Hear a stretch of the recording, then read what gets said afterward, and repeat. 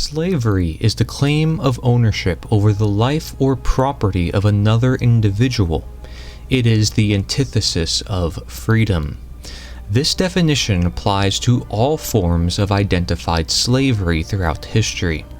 The slavery most people think of is chattel slavery, which was generally and mostly abolished in the 19th century.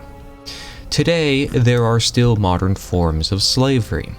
Professor Kevin Bales states that slavery is theft, theft of work, theft of life, theft even of the children a slave might have borne. Many abolitionists were seen as radical for their views to end slavery, and they were also pointing to many other forms of slavery at the time. Abolitionist Lysander Spooner, for instance, spoke of political slavery, particularly stating that it is whatever allowed or maintained chattel slavery. When we consider the idea of theft, what is taxation but people justifying the theft of the property of another? If you are claiming ownership over something that belongs to someone else, you are claiming that you own what they own. Are you to tell them what to do with their own life and be a slave master? Government is just people, but it is people continuously committing the action of slavery. Government, or the state, is based on statism, the belief that there is such a thing as authority vested in certain human beings, magically giving them the right to rule over other people. This authority means that certain people have the moral right to issue commands to those who they rule, those under their jurisdiction, and that their subjects or slaves have a moral obligation to obey the arbitrary dictates or laws set by their masters. Most simply put, statism is the belief in the legitimacy of slavery and the legitimacy of government. In case you do not understand, answer the following questions. Number 1. Do you have the moral right to rule or dominate another individual against their will? Number 2. Does anyone have the moral right to rule or dominate you if you don't want them to rule or dominate you? Number 3. Does anyone have a legitimately higher claim over your life and property than you?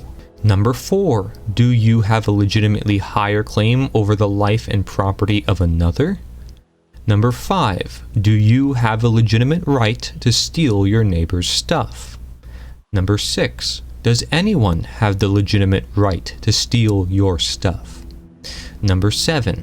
If you don't have the right to steal from or harm another person, can you confer that right that you don't have onto another person or group? Number 8.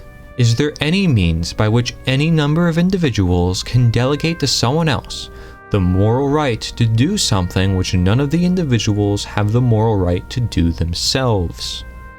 Number 9.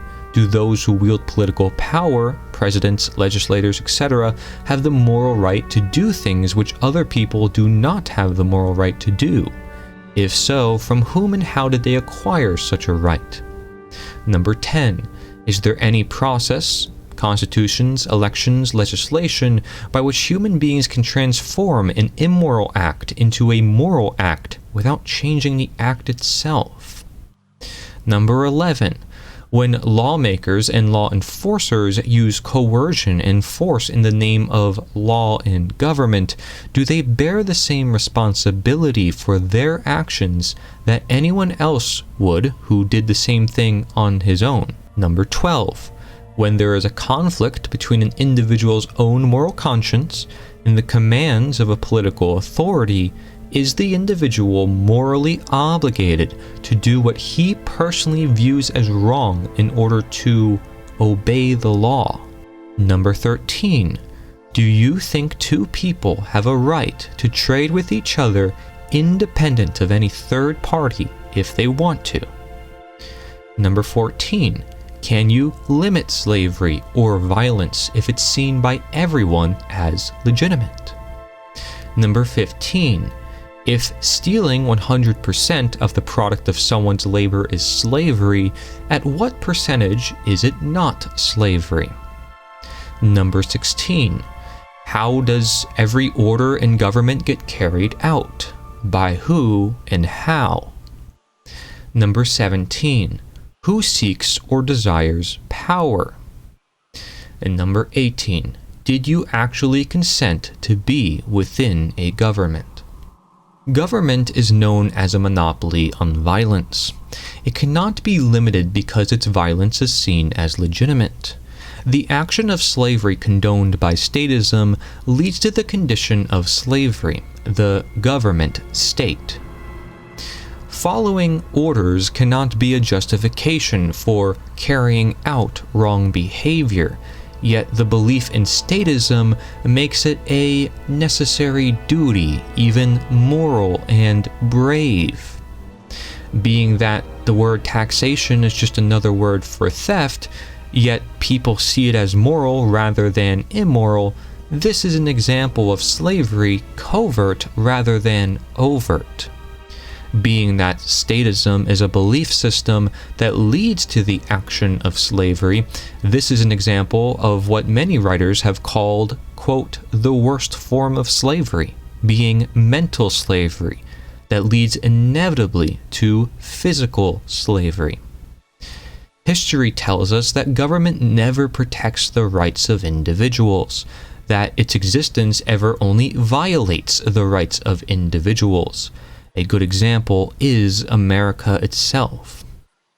The deception that one man-made system can work for everyone or stay limited in power or for select functions is the promise told for centuries on end, only to end up justifying more political slavery. The Hegelian dialectic that one political party or candidate goes against another is the centuries on end strategy of divide and conquer, using emotional appeal, dishonest identities, deception, media propaganda, and dependence for change, justifying more political slavery.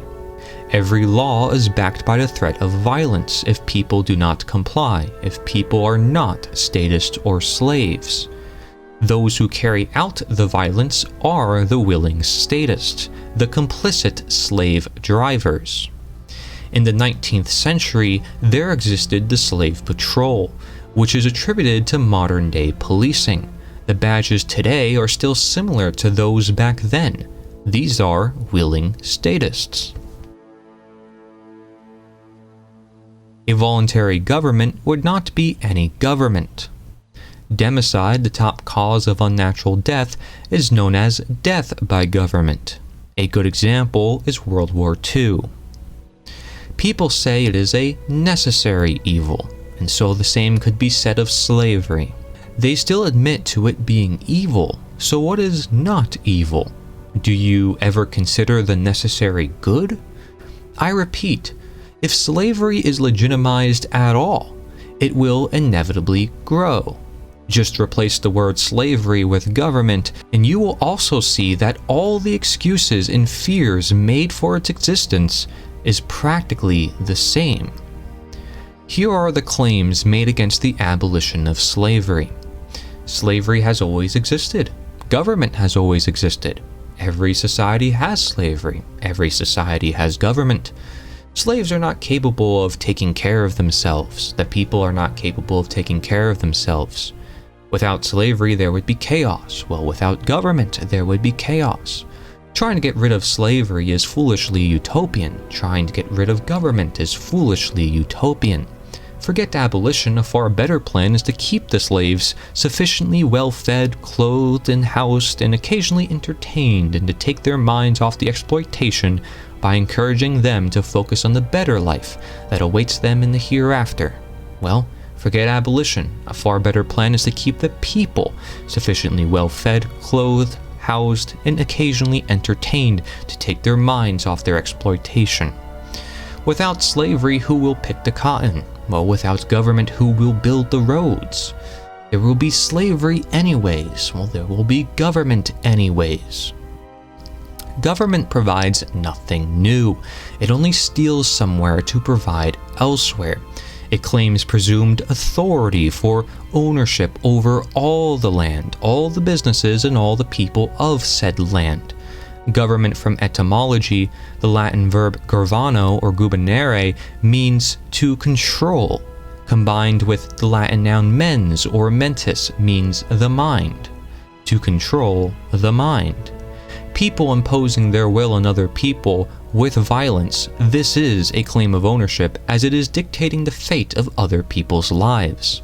The first government, Sumeria, was the first form of systemic slavery. Every government since practiced slavery. Historically, people first became slaves as a result of government war or government jailing systems. Those who partake in war are willing statists.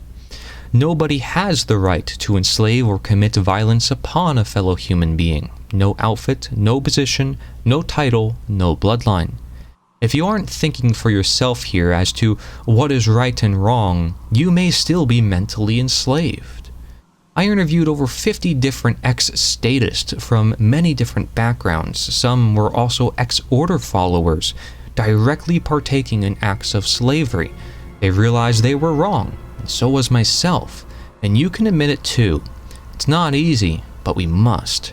We want a free and voluntary world with many solutions and not just one, having the encouragement of teaching morality and being responsible. This is a world of innovation, a world without large-scale war or legitimized violence making evil ever more evil. A quote from Jeremy Locke, the author of The End of All Evil, states, "Personal sovereignty is the end of evil, when every person on earth will defend themselves and those they love, when evil cannot gain even a foothold because all people are watching for it, and recognize that it seeks to destroy their value. This is the exact opposite of perfect evil, in which every person is a slave and a master of slaves.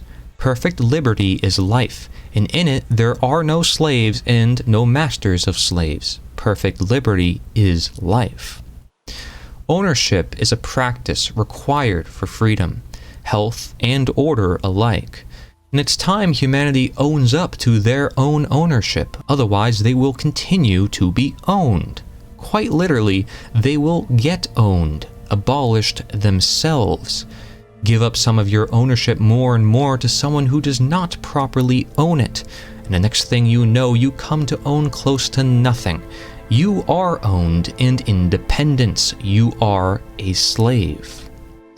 Recognize it earlier, you're less of a slave, but still a slave. Recognize it later, welcome to tyranny, until you learn the lesson of abolitionism and what slavery really is, and has always been. Your comfort and false sense of security does not last forever, unless your life is truly in your own hands. Slave masters will use you for their own benefit. They have life in their own control. But nobody deserves to be a slave or to be used by another person. You are not a slave by nature. Do not allow yourself to become enslaved. If we all learn to control ourselves, voluntarily defend our property, and set up voluntary systems as we educate, we need no external control by slavery. Natural leaders seek no authority, and truth is our authority.